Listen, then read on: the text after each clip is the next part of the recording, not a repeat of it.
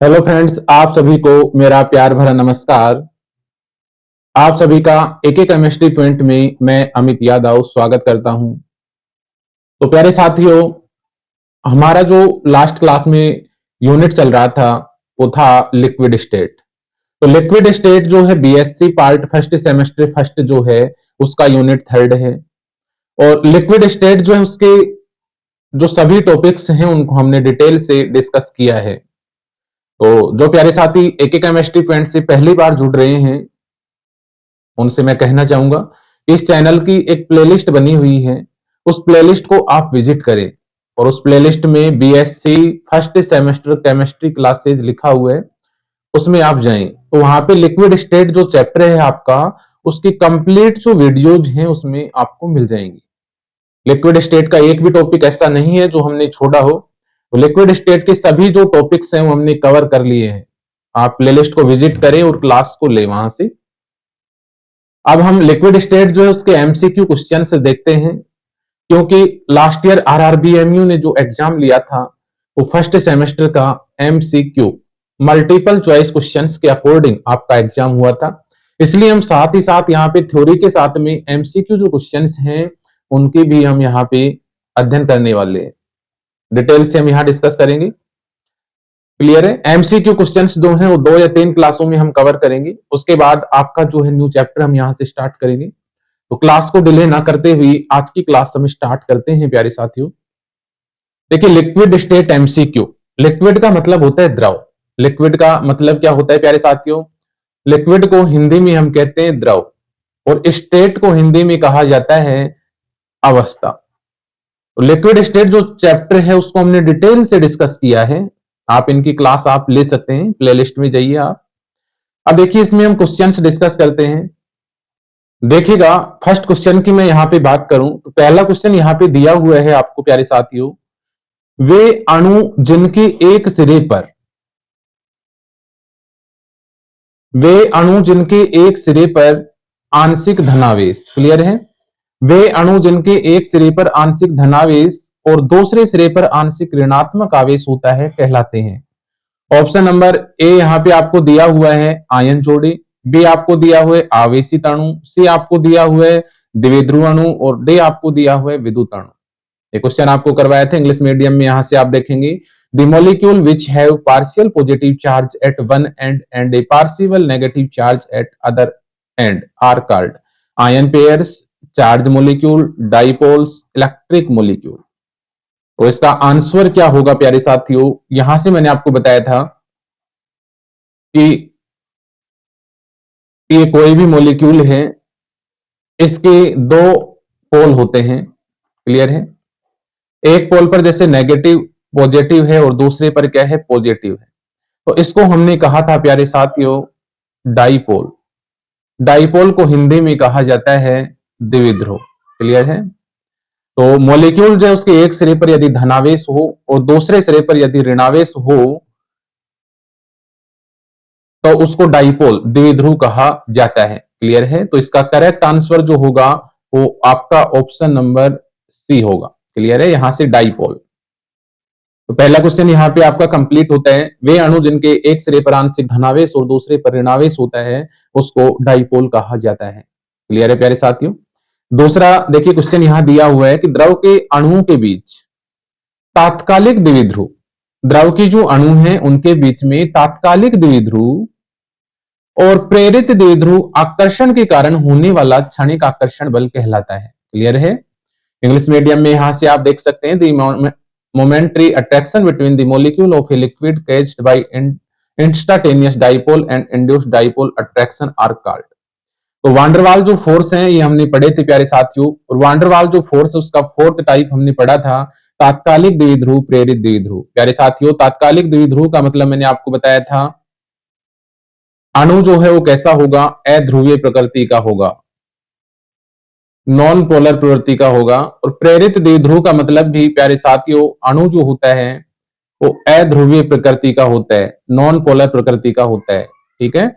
और यदि 2 non polar अणु जो हैं वो पार्टिसिपेट कर रहे हैं तो यहाँ पे जो अट्रैक्शन फोर्स जनरेट होता है दिया था, ये एक अध्रुवीय अणु था आपका, दूसरा दूसरा भी यहां पे हमने एक अध्रुवीय अणु लिया था।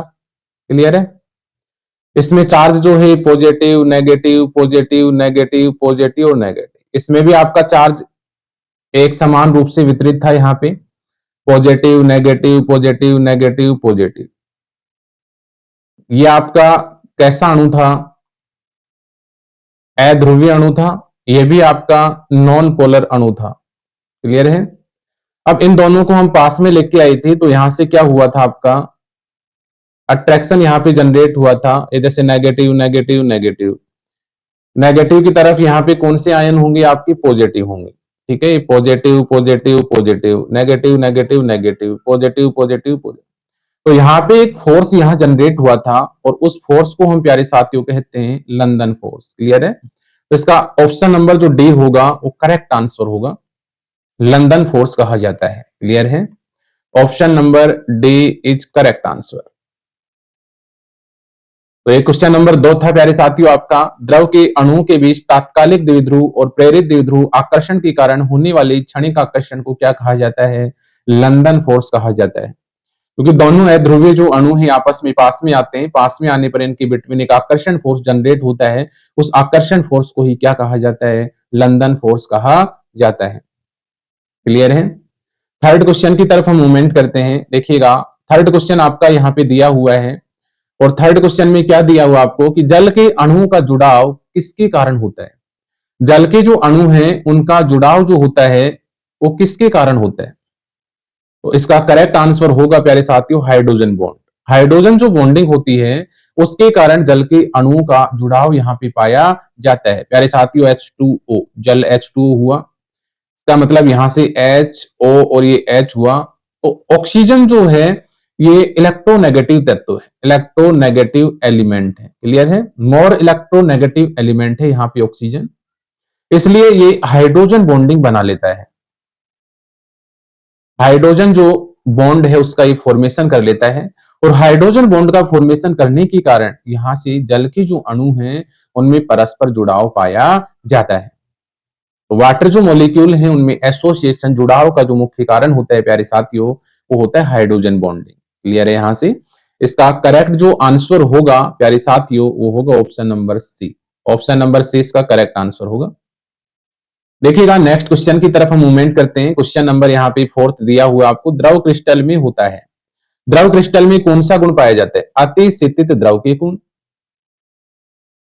अक्रिस्टलीय ठोसों के गुण, तरल की तरलता और ठोसों के ऑप्टिकल गुण, इनमें से कोई नहीं।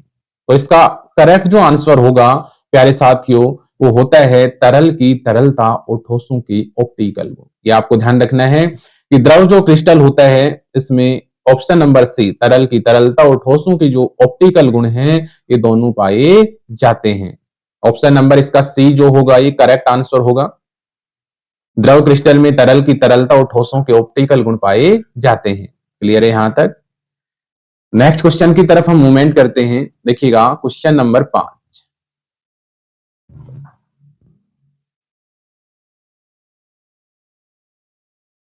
क्वेश्चन नंबर 5 देखिएगा, यहां पे क्वेश्चन नंबर 5 आपको यहां पे दिया हुआ है प्यारे साथियों, पी ओजोक्सी एनिसोल का एक उदाहरण है। क्लियर है?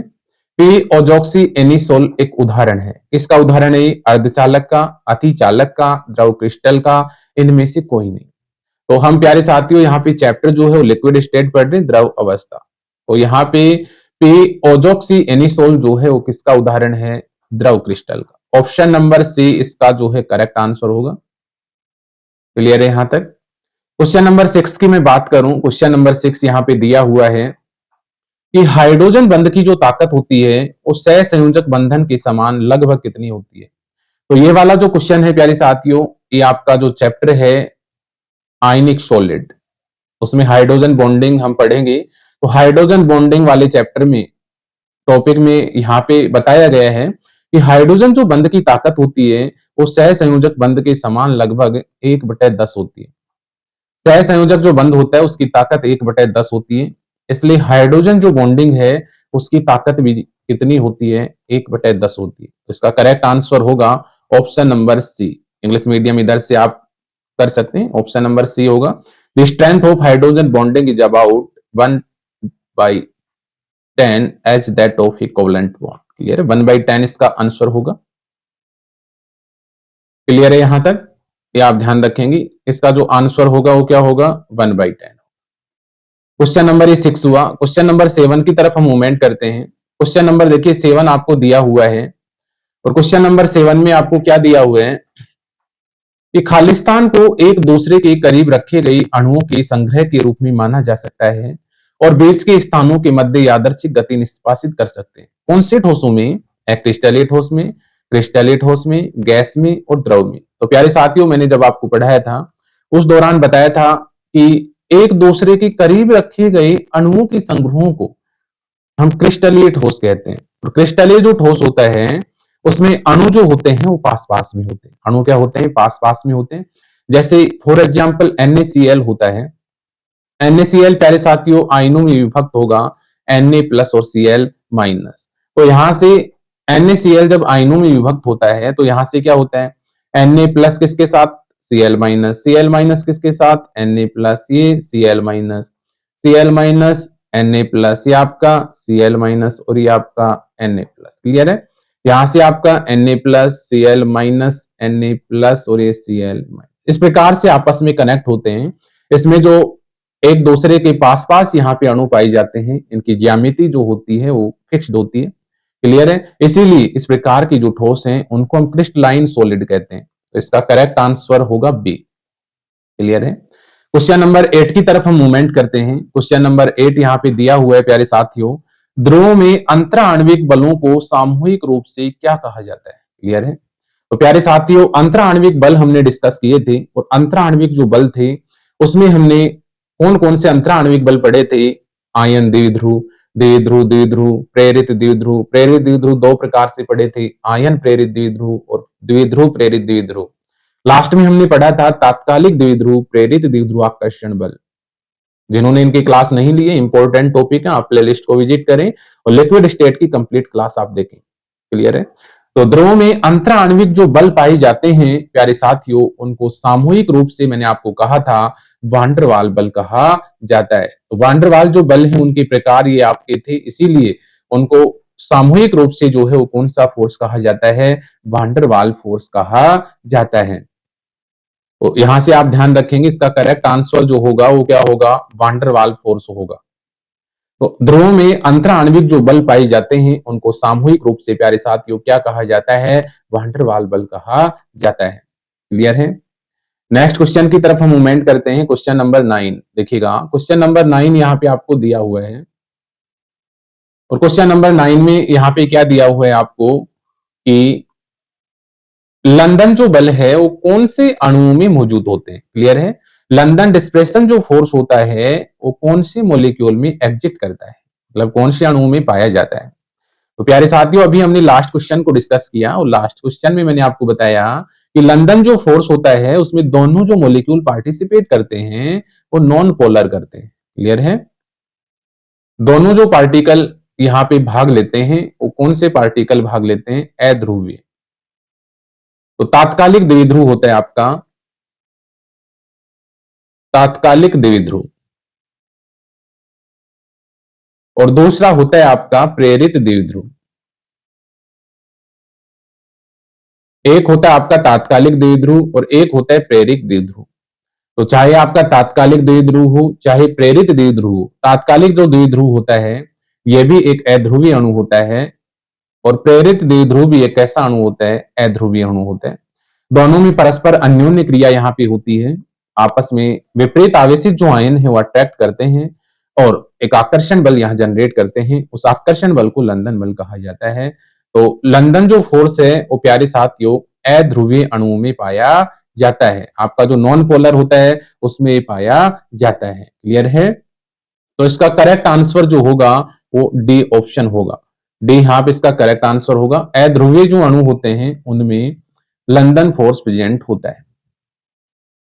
क्वेश्चन नंबर 10 की तरफ हम यहां मूवमेंट करते हैं। क्वेश्चन नंबर 10 यहां दिया हुआ है प्यारे साथियों, ध्यान से आप पढ़िएगा इसको। क्वेश्चन नंबर 10 में यहां पे आपको दिया हुआ है कि किस प्रकार का अंतराण्विक बल N2 को एक साथ बांधे रखता है। क्लियर है, अब यहाँ पे आपको मॉलिक्यूल N2 दे दिया और आपको कह रहा है कि किस प्रकार का जो अंतर आणविक बल जो है वो N2 को बांधे रखता है। क्लियर है? तो यहाँ पे प्यारे साथियों आपको ध्यान रखना है, N2 जो होता है, N2 को मैं इस प्रकार लिख सकता हूं, N और ये आपका N। देखिए N जो होता है ये अध्रुवीय अणु होता है। कैसा अणु होता है? अध्रुवीय। अध्रुवीय को हम इंग्लिश में नॉन पोलर कहते हैं। क्लियर है? तो यहाँ पे दो N यहाँ पार्टिसिपेट कर रहे हैं, तो यहां से प्यारे साथियों इसका मतलब ये हुआ, ये भी अध्रुवीय हुआ, ये भी अध्रुवीय हुआ। और अध्रुवीय जो अणु है उनके मध्य में जो अट्रैक्शन फोर्स पाया जाता है, उस अट्रैक्शन फोर्स को क्या कहा जाता है प्यारे साथियों? लंदन फोर्स कहा जाता है। तो इसका करेक्ट जो आंसर होगा वो क्या होगा? Option number B. तो ये आपका 10th क्वेश्चन था। क्लियर है?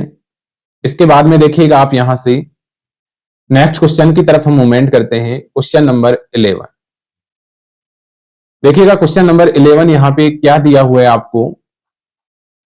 नेक्स्ट क्वेश्चन आपको यहां पे दिया हुआ है कि द्विध्रुव अंतर क्रियाएं कौन से अणु में मौजूद होती हैं? डाइपोल इंटरेक्शन जो फोर्स होता है वो कौन से मॉलिक्यूल में होता है? तो प्यारे साथियों एकदम यहाँ पे क्लियर है कि द्विध्रुव जो अंतर क्रियाएं होंगी वो कौन से अणु में मौजूद होंगी।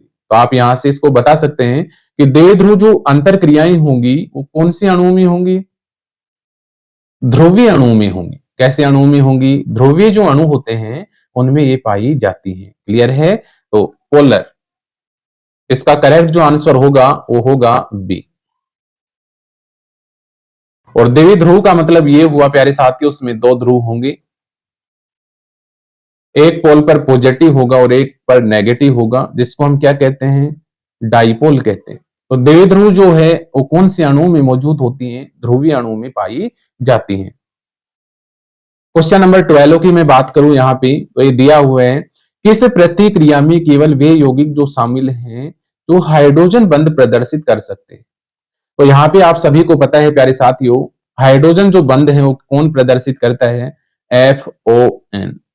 अधिक अधिक विद्युत ऋणी जो तत्व होते हैं जैसे फ्लोरीन हुआ, ऑक्सीजन हुआ, नाइट्रोजन हुआ, ये एलिमेंट जो है हाइड्रोजन बॉन्ड जो है वो प्रदर्शित करते हैं। लेकिन यहाँ पे फर्स्ट ऑप्शन की हम बात करें तो फर्स्ट ऑप्शन में देखिएगा आप ASS3 दिया हुआ है, H2T। यहाँ पे कोई सा भी एलिमेंट ऐसा नहीं है जो हाइड्रोजन बॉन्ड प्रदर्शित कर रहा है, क्योंकि इसमें इलेक्ट्रोनेगेटिविटी जो एलिमेंट है वो नहीं है। ASS3 भी यहाँ पे हाइड्रोजन बॉन्डिंग प्रदर्शित नहीं करेगा। CH3NH2 ये यहाँ पे कर सकता है N के कारण, CH4 भी नहीं करेगा, ASH3 भी नहीं करेगा, H2T भी नहीं करेगा। इसमें देखिएगा CH3 ये कम प्रदर्शित करेगा, NH2 करेगा और HF करेगा। तो लास्ट वाला जो ऑप्शन है प्यारे साथियों, इसमें दो एलिमेंट जो ऐसे हैं वो हाइड्रोजन बॉन्ड को प्रदर्शित कर रहे हैं। क्लियर है? तो यहाँ पे इसका जो करेक्ट आंसर होने वाला है वो क्या है आपका? Option number D. Option number जो डी होगा इसका करेक्ट आंसर यहां पे होगा। तो which response include only those compound that can exit hydrogen bonding, इसका करेक्ट आंसर यहां होगा CH3NH2HF, CH3NH2HF या CH3NH2HF। इन दोनों में विद्युत ऋणी तत्व यहाँ पे F और नाइट्रोजन प्रेजेंट है, इसलिए हाइड्रोजन बॉन्डिंग इजीली यहाँ पे प्रदर्शित करेंगे। क्लियर है यहां तक? क्वेश्चन नंबर 13 की तरफ मूवमेंट हम करते हैं। देखिएगा क्वेश्चन नंबर नेक्स्ट आपका ये दिया हुआ है और इस क्वेश्चन में आपको क्या दिया हुआ है प्यारे साथियों कि निम्नलिखित में से किस तत्व में हाइड्रोजन बंध में भाग लेने की संभावना नहीं है। क्लियर है? तो which one of the following element is not likely to participate in hydrogen bonding, इनमें से ऐसा कौन सा एलिमेंट है जो हाइड्रोजन बॉन्डिंग जो है उसमें भाग नहीं लेता है? तो अभी मैंने आपको बताया प्यारे साथियों कि FON फ्लोरीन, ऑक्सीजन और नाइट्रोजन जो हैं ये हाइड्रोजन बॉन्ड का फॉर्मेशन करते हैं क्योंकि विद्युत ऋणी एलिमेंट है। क्लियर है? लेकिन यहाँ पे इनके अलावा और भी एलिमेंट दिया हुआ है, इनके अलावा क्या दिया हुआ है वही इसका आंसर हो जाएगा प्यारे साथियों। तो यहां से इसका जो आंसर होने वाला है वो आप समझ गए होंगे, ऑप्शन नंबर सी इसका करेक्ट आंसर होगा, सल्फर। क्लियर है? एक क्वेश्चन हम और डिस्कस कर लेते हैं, लास्ट क्वेश्चन आज की क्लास का। निम्नलिखित में से किस पदार्थ में लंदन फैलाव बल एकमात्र अंतराण्विक आकर्षण बल है? कोष्टक में आपको हिंट भी यहाँ पे दे दिया गया है प्यारे साथियों, और हिंट में यहाँ पे क्या बताया गया आपको, हिंट में ये बताया गया कि हाइड्रोजन बंद नहीं है। क्लियर है? तो यहां से आप इस क्वेश्चन को इजीली कर सकते हैं, इनमें से आप पता कर सकते हैं कि किसमें हाइड्रोजन बॉन्डिंग नहीं है। बताओ, यहां से CH3OH, क्लियर है, इसमें ऑक्सीजन है, ऑक्सीजन के कारण हाइड्रोजन बॉन्डिंग होगा। NH3 में नाइट्रोजन के कारण हाइड्रोजन बॉन्डिंग होगा। H2S, इसमें भी सल्फर के कारण थोड़ा बहुत हाइड्रोजन बॉन्डिंग होगा। लेकिन प्यारे साथियों, यहाँ CH4 जो है ये हाइड्रोजन बॉन्डिंग का फॉर्मेशन नहीं करता है, इसलिए इसका करेक्ट जो आंसर होगा वो क्या होगा, CH4। ऑप्शन नंबर डी इसका करेक्ट आंसर होगा। तो which one of the following substance has London displacement force as it only intermolecular force. इसका करेक्ट आंसर जो होगा प्यारे साथियों क्या होगा, CH4। तो आज की क्लास में हमने लिक्विड जो स्टेट था इसके कुछ इंपॉर्टेंट क्वेश्चंस डिस्कस किए। अभी इंपॉर्टेंट जो क्वेश्चंस है उसकी सीरीज आगे और चलेगी प्यारे साथियों, तो आप क्लास कंटिन्यू लेते रहें। जो लिक्विड स्टेट के शेष जो क्वेश्चंस है, रिमेनिंग जो क्वेश्चंस हैं, उनको हम नेक्स्ट की जो क्लास होंगी उनको उनमें हम कवर करेंगे। तो लिक्विड स्टेट के जो सभी टॉपिक्स हैं उनकी क्लास आप प्लेलिस्ट में जाकर के ले सकते हैं। आज के लिए इतना ही। आप सभी बहुत अच्छे से होंगे, मैं आशा करता हूं। और प्यारे साथियों, जो ये वीडियो है इनको आप शेयर किया करें अपने साथी गणों को। अगर दूसरी यूनिवर्सिटी में भी पढ़ते हैं, दूसरी कॉलेज में भी पढ़ते हैं, कहीं पे भी पढ़ते हैं, तो आपको उनको बताना है, वीडियो शेयर करना है।